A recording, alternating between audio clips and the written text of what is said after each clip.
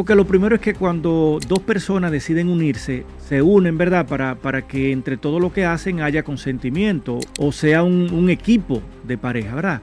Sin embargo, el tema de la relación no consentida en la pareja, yo entiendo que no debería tipificarse como un tipo penal e independiente, porque violación es en todos los sentidos. Es decir, cuando no hay consentimiento de ninguna manera, sea entre esposos o sea entre dos personas que no tengan ningún tipo de relación, es parte de la relación no consentida entre parejas, no está dentro de los 52 artículos que han propuesto la inconstitucionalidad.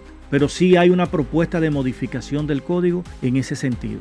Dentro de las cosas que plantea esta infracción es el proponerle a la pareja actividades dentro de la relación, por ejemplo, el llamado que sean 3 personas que participen en una relación. Si eso tú se lo propusieras a tu pareja actual y ella no lo consiente y aún así tú lo obligas, pues tú estarías incurriendo en la infracción de la no consentida. No lo veamos desde el punto de vista del hecho material, es decir, y no sé si lo puedo decir, del tema de la sin consentimiento. Hay que verlo desde el punto de vista de lo que plantea el mismo artículo, de la posibilidad de proponer una relación en que venga un tercero. Si es la mujer que propone que venga un tercero a la relación y el hombre no lo consiente, aún así la mujer lo obliga a que eso ocurra, sea con chantaje, sea con el que si no lo acepta no vamos a dejar ese acto. Entonces también el hombre en ese caso no consintió y estaría encajándose en la infracción para imputarle el hecho a la mujer.